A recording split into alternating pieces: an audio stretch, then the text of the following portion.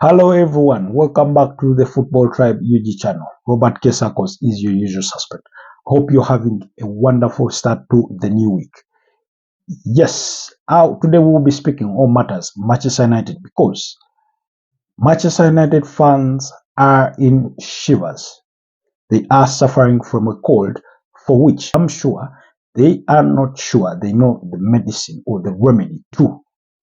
Clearly, things are not going right at Manchester United, but are they as alarming as some people are making it to sound? By Manchester United standards or by all measures, maybe yes, but in my view, not entirely. Why? Over the last 10 years or so, we've seen this kind of trend at Manchester United ever since Sir Alex Ferguson left the club. Of course, they've had so many high moments, winning the Europa League, I think in 2017 under the charges of Jose Mourinho. Then they had the 2016 FA Cup triumph with Louis van Gaal, after which they went on to sack him. Then they had a second place finish, again under the charges of Jose Mourinho, I think in the 2017 season, 2017-2018. And then they had another second place finish under the charges of Ole Gunnar Solskjaer, who of course had come in after the sacking of Jose Mourinho. And they've had their highs and lows in terms of staying a competitive team. Now, this season, after losing 3 games in the opening 6 fixtures, drawing 1 and winning just 2, has caused alarm bells around Manchester United. Should this cause alarms at Manchester United? Historically, yes, by their own standards. But given how the last decade has gone, I do not think it is as bad as some people are making it to sound. Make no mistake, I'm not saying that United are on the right path. That's not what I'm trying to say. At 7 points, seated 12th on the Premier League table. We all know how this thing usually goes. You can have a bad rap, go on a winning streak of 5 games, and all of a sudden you're from being a relegation contender to probably a title contender or just a top 4 contender. I mean, things can change really fast for the better. Now, the challenging part for Manchester United is that they are not playing in a manner that at least promises their fans that should this thing click, this project that we are cooking, this project that Erik Ten Hag keeps mentioning that they are going in the right direction. They're not playing in the manner that promises their fans that should things click for them, then they will be unstoppable, or they will be challenging the Chelsea, they will be challenging Arsenal, they will be challenging Manchester City, they will be challenging the table leaders, Liverpool. I mean, they're not that. As we speak, in 12th place with 7 points, they're just, 3 points away from Everton, who until last weekend were in the bottom 3. That's how fast things change, because we were searching for their first win of the season. So the disparity between Manchester United and the table leaders is 8 points. That's a gap that we've seen be closed so many times in different seasons over the course of campaigns. I do not think it is as bad as people are making it sound. What is really concerning, again, is the kind of football they are playing, the manner in which they are conceding goals, the manner in which they are applying themselves on the pitch. Erik Ten Hag is the punching bag. Why? He's the face of the club. He's the manager. He's the one whose contract was just extended. Never mind that the manner in which it was done did not give a lot of confidence in his abilities, because they exercised their rights to extend his contract for another year, not a renewal per se, not a fresh new contract. That wasn't the case. Again. So maybe that decision by itself or by its own nature left a bit of doubt amongst the players and all that kind of thing, because like I mentioned in our previous review of Manchester United situation, is that they had spoken to at least 6 managers like Thomas Tuchel, Mauricio Pochettino, Ian McKenna at Ipswich as potential replacements, but then Ineos finally decided that they will stick with Erik Ten Hag, having guided them to the triumph of the 2024 FA Cup, there beating Manchester City in the finals. Now, for most Manchester United fans, beating Manchester City in the final deny Manchester City a second season in a row winning a double, was a beacon of hope for their fans, saying, if we can't go and beat up against Manchester City in a cup final, maybe next season we are going to be better. And they went on that course. They did back the manager in the transfer window. They bought him the players that they thought he needed, or that he told them he needs. And yet things have not yet changed on the pitch. Manager Erik has come in. Not to say he's to blame, but you've struggled to see his impact in the few games he's played. You have Matthias de Ligt. Again, his impact is still minimal. You look at Joshua Zirkzee. Again, he's not the one to blame, but you struggle to see what's new, what's different that he's offering to this Manchester United side. And it's practically not there. But it's easier for us to point out those names because at many a times United have not looked like they are playing as a team. Let's rewind things back. Last week, in the midweek, when they played against FC20, the manner in which they conceded that goal is a similar manner in which they conceded their first goal against Tottenham. Brennan Johnson is running, looking at Mickey van de Ven making that run, and Diogo Dalot is not tracking him.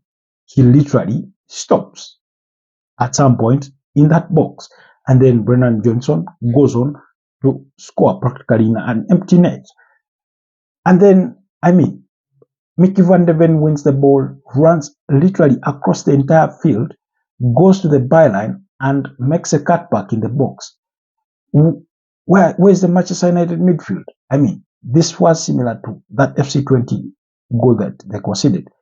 The player runs with the ball literally through everybody, and who is tracking, who is putting the pressure, who is trying to nudge Mickey van de Ven off balance, and even if it means getting a foul at somewhere shortly after he crosses the center arc and all that kind of thing.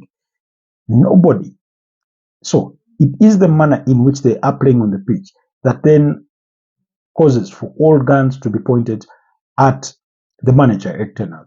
They look to be like a poorly coached team. But even that were the case, as players, when do you rise up and take responsibility? Because let's face it, I do not think that sacking Erik Ten Hag would be the ultimate solution to Manchester United's problems. It could be partly in a solution or a short-term solution because it's one they've taken quite on numerous occasions. We've seen it. They did sack David Moyes. They went on to sack Louis van Gaal. They went on to sack Jose Mourinho. They went on to sack Ole Gunnar Solskjaer. And now it's Erik Ten Hag. Never mind that in between there was a rough ranking as an interim manager. Ryan Giggs was at the helm of that team in the aftermath of sacking David Moyes.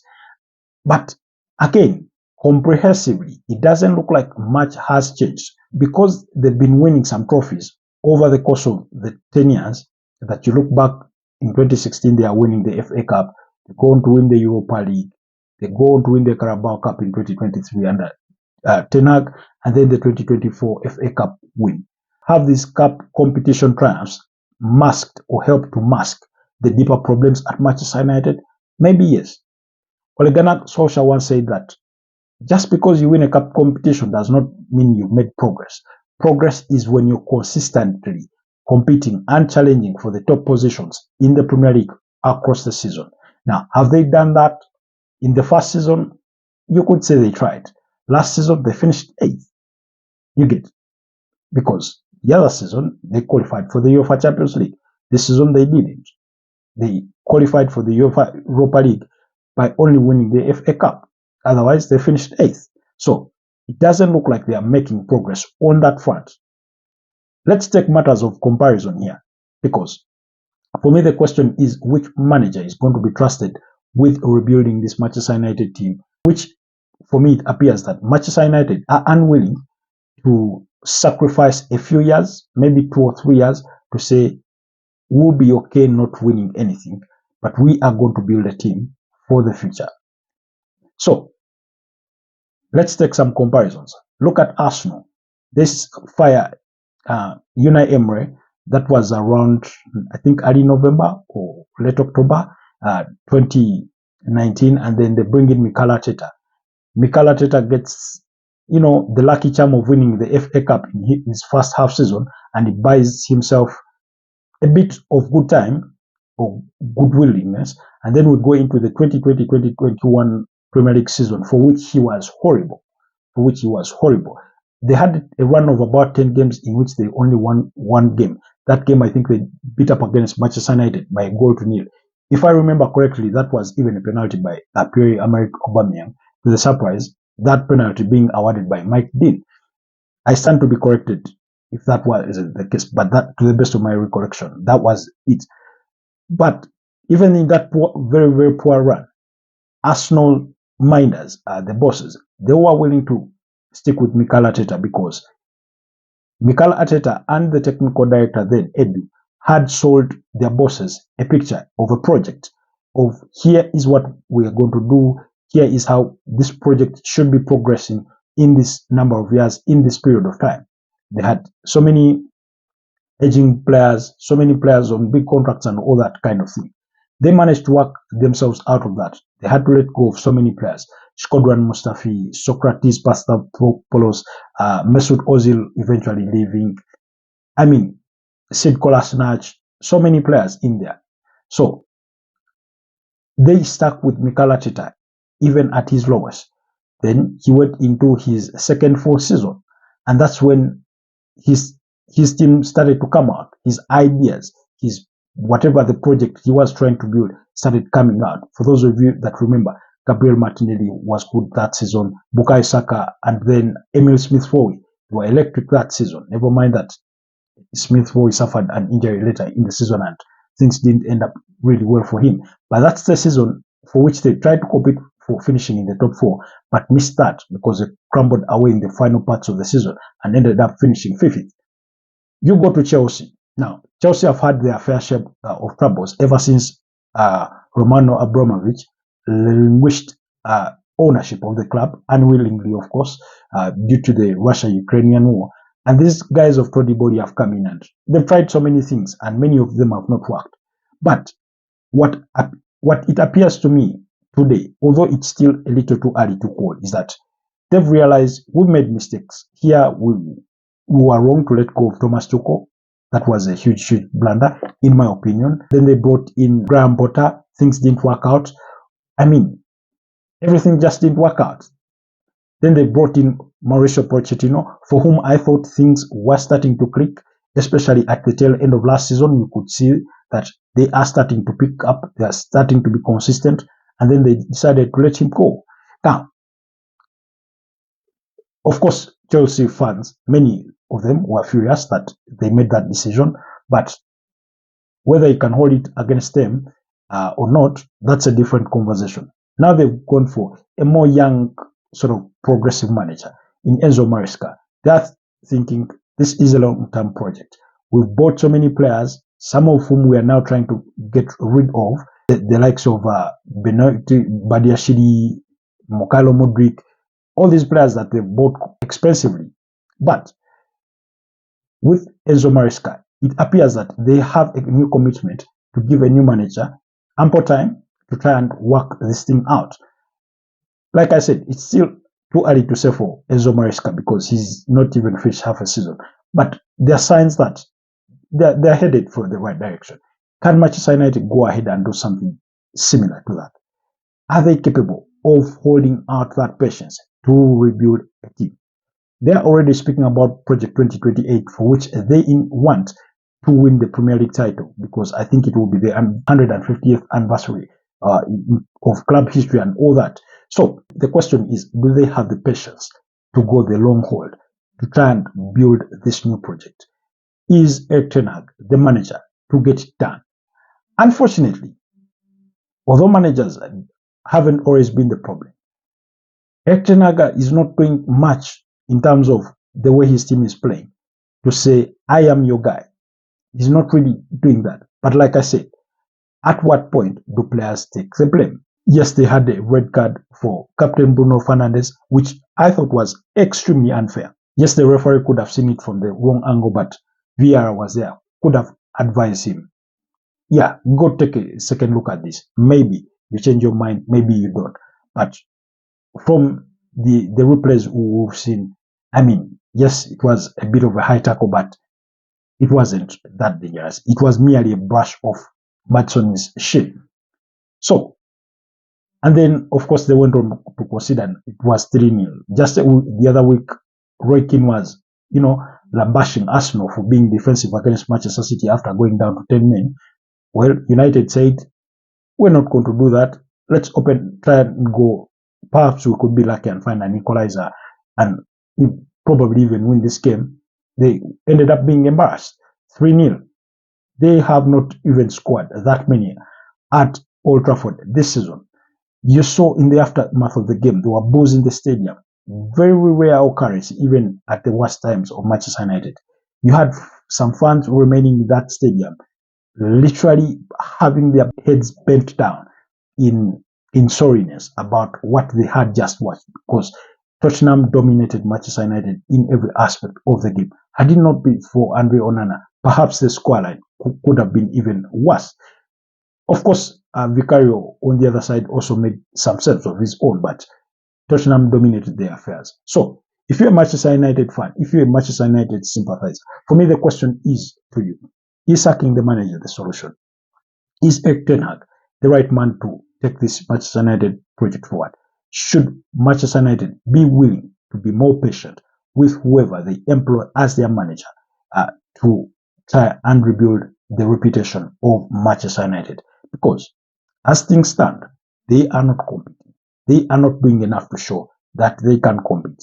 Of course, football, anything is possible. He can turn things around and go on a win run of 5-10 games, and we'll be having a very different conversation then. But all the players he signed need to show us that they are better versions of those that have been there before.